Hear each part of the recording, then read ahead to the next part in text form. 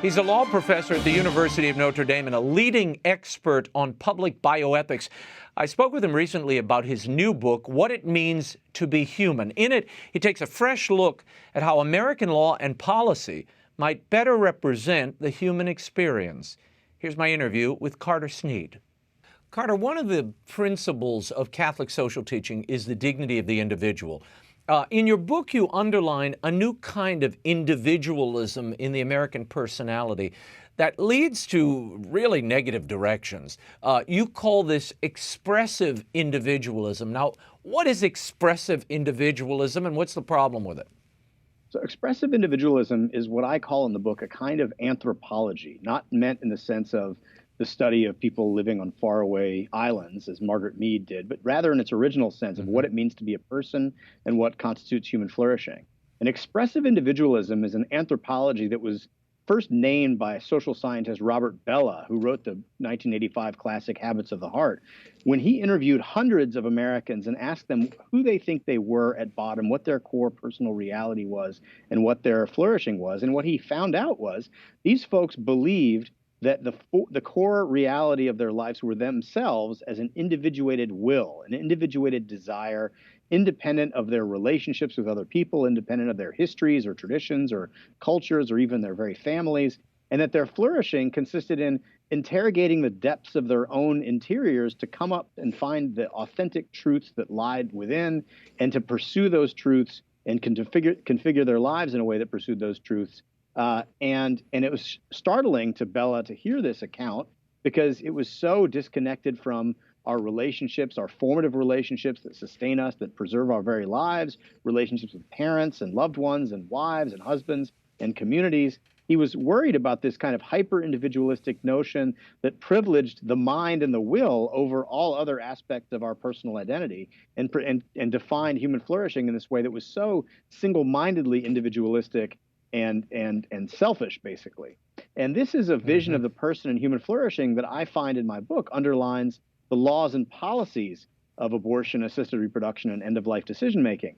One thing that a lot of people who don't study the law carefully realize is that all law exists for the purpose of promoting the flourishing of persons and to protect persons. And therefore, all law has to have a prior premise about what a person is and what human flourishing is. And if you get that wrong, then your law is not going to be just and humane and protective of the weakest and most vulnerable among us.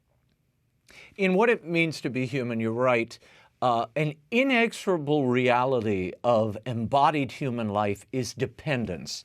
Now, some would argue that becoming a mature adult is to be independent. That's what we want to teach our kids.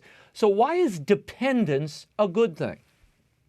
Well, dependence is a good thing in the sense that it teaches us what it is that we're supposed to be. What I argue in the book is that by virtue of our embodiment, because we are embodied beings, and expressive individualism ignores that. Our embodiment is invisible to expressive individualism. All expressive individualism cares about in defining the person is the mind and the will. And the body is instrumental, our relationships are instrumental, nature itself is instrumental to the pursuit of our own self-invented destiny. Whereas embodiment, if you think about the lived reality of embodiment, the fact that we experience ourselves and one another as embodied beings, you realize pretty quickly that dependence, as you just noted, is an essential feature of that reality. We live in corruptible bodies. We can't get along on our own without the help of others. We depend, our very survival depends on other people making our good their good in an uncalculated way. And the most obvious example of that is our parents. Our parents don't care for us as babies because we have a contract with them. They don't care for us as babies because it realizes their unencumbered selves to do so. They do so because of our relationship as child to parent. And they owe us this uncalculated giving, and we have a claim on them despite the fact that we haven't earned that claim. And so dependence is important because it teaches us something important about who we are and what we owe to each other. You name a few events in the last century in the book, including the Tuskegee experiment done on poor African Americans, the children of Willowbrook, and many others. Why did you focus on this and the development of public policy and bioethics coming out of these immoral experiments? Yeah, so American public bioethics emerges from the crucible of those three signal events. Tuskegee experiments in which the U.S. government went into Macon County, Alabama, and systematically deceived and exploited an entire population of poor African-American sharecroppers, prevented them from getting treatment for syphilis. They wanted to study the progress of the disease in its natural state, untreated.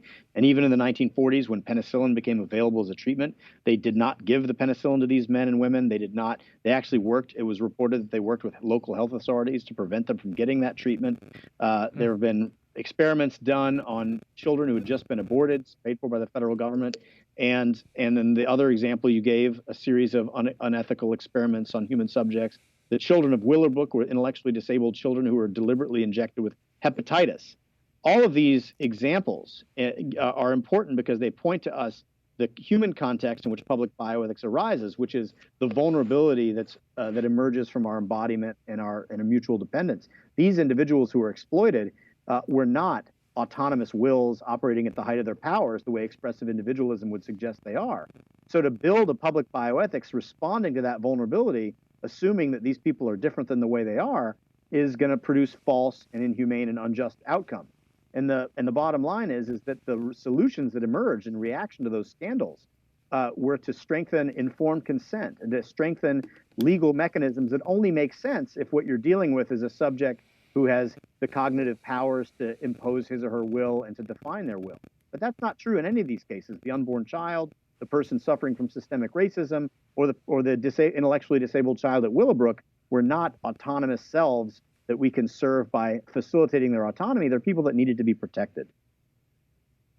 What do you see as the emerging issues in bioethics that we will be facing in America and globally over the next 10 years or so?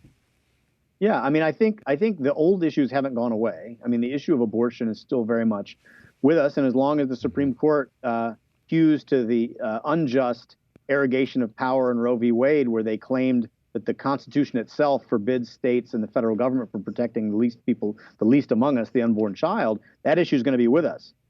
End-of-life decision-making, as we have a growing population of elderly people, some of whom are suffering from dementia, we're going to have to continue to grapple with questions of end-of-life decision-making and assisted suicide.